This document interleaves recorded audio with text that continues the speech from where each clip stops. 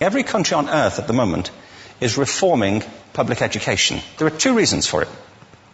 The first of them is economic. People are trying to work out, how do we educate our children to take their place in the economies of the 21st century? How do we do that, given that we can't anticipate what the economy will look like at the end of next week, as the recent turmoil is demonstrating? How do we do that? The second, though, is cultural. Every country on earth is trying to figure out, how do we educate our children so they have a sense of cultural identity and so that we can pass on the cultural genes of our communities while being part of the process of globalization. How do we square that circle? The problem is they're trying to meet the future by doing what they did in the past. And on the way, they're alienating millions of kids who don't see any purpose in going to school. When we went to school, we were kept there with a story, which was if you worked hard and did well and got a college degree, you would have a job. Our kids don't believe that. And they're right not to, by the way. You're better having a degree than not, but it's not a guarantee anymore. And particularly not if the route to it marginalizes most of the things that you think are important about yourself. Some people say we have to raise standards as if this is a breakthrough. You know, like, really, yes, we should. Why would you lower them? You know, I haven't come across an argument that persuades me of lowering them. But raising them, of course we should raise them. The problem is that the current system of education was designed and conceived and structured for a different age.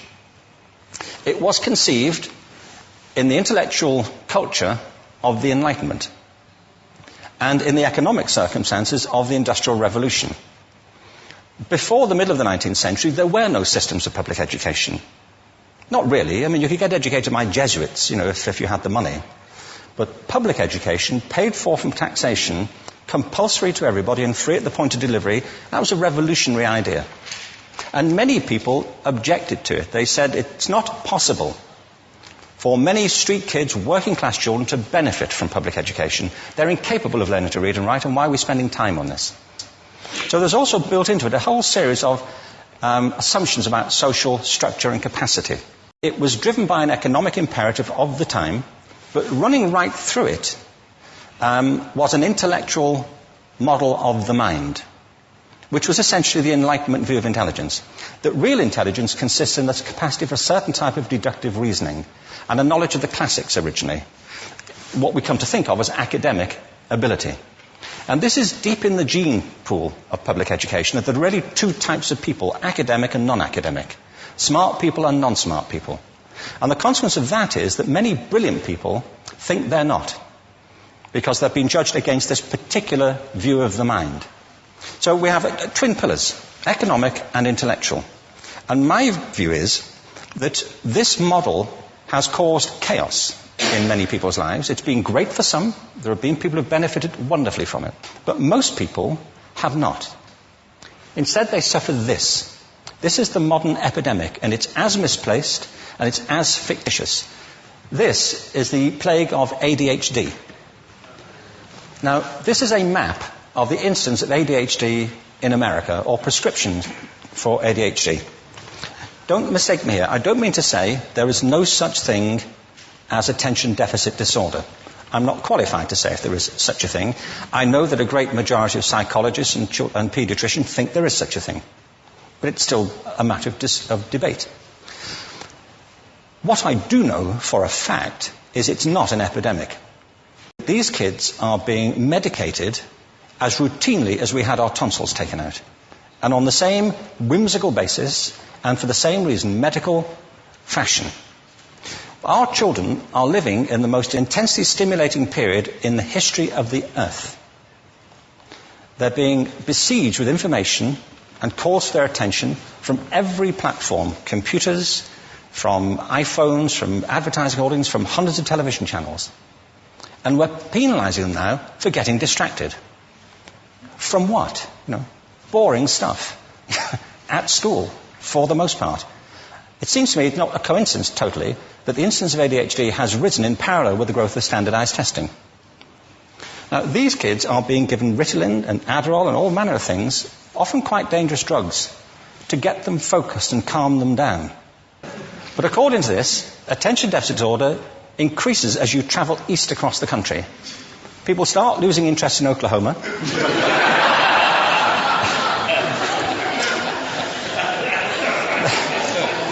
They can hardly think straight in Arkansas.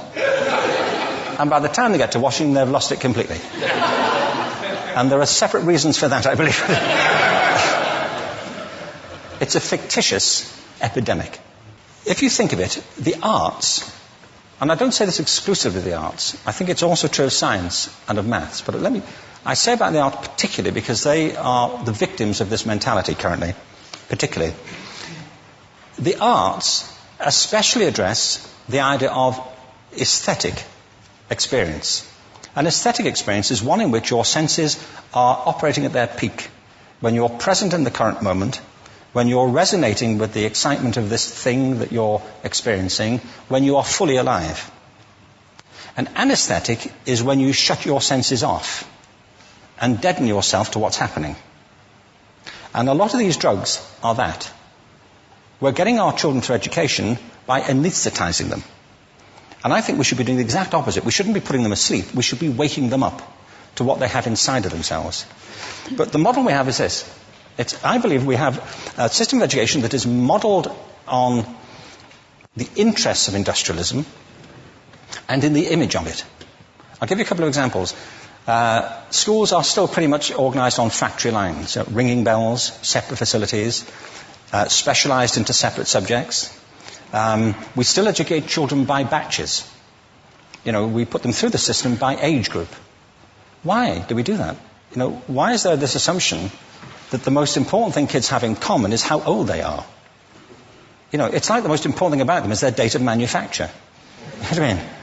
Well, I know kids who are much better than other kids at the same age in different disciplines, or at different times of the day, or better in smaller groups than in large groups, or sometimes they want to be on their own. If you're interested in the model of learning, you don't start from this production line mentality. It's essentially about conformity, and increasingly it's about that as you look at the growth of standardized testing and standardized curricula. And it's about standardization. I believe we've got to go in the exact opposite direction. That's what I mean about changing the paradigm. There was a great study done recently of divergent thinking. It was published a couple of years ago. Divergent thinking isn't the same thing as creativity. I define creativity as the process of having original ideas that have value. Divergent thinking isn't a synonym, but it's an essential capacity for creativity.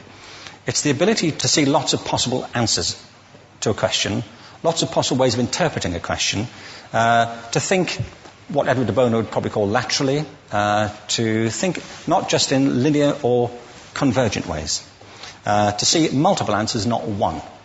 So, there are tests for this. One kind of cod example would be, people might be asked to say, how many uses can you think of for a paperclip? One of those routine questions. Most people might come up with 10 or 15. People who are good at this might come up with 200. And they do that by saying, well, could the paperclip be 200 foot tall and be made out of foam rubber? Does it have to be a paperclip as we know it, Jim? Now, there are tests for this, and they gave them to 1,500 people. This is in a book called Breakpoint and Beyond. And on the protocol of the test, if you scored above a certain level, you'd be considered to be a genius at divergent thinking. Okay? So my question to you is, what percentage of the people tested, of the 1,500, scored at genius level for divergent thinking? Now, you need to know one more thing about them. These were kindergarten children. So what do you think? What percentage at genius level?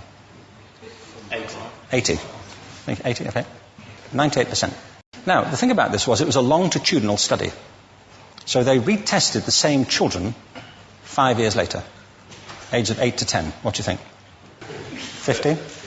They retested them again 5 years later, ages 13 to 15. You can see a trend here, can't you? Now, this tells an interesting story, because you could have imagined it going the other way, couldn't you? You start off not being very good, but you get better as you get older. But this shows two things. One is we all have this capacity, and two, it mostly deteriorates. Now, a lot of things have happened to these kids as they've grown up. A lot. But one of the most important things that happened to them, I'm convinced, is that by now they've become educated. They've spent 10 years at school being told there's one answer, it's at the back. And don't look. And don't copy, because that's cheating. I mean, outside schools, that's called collaboration, but inside schools.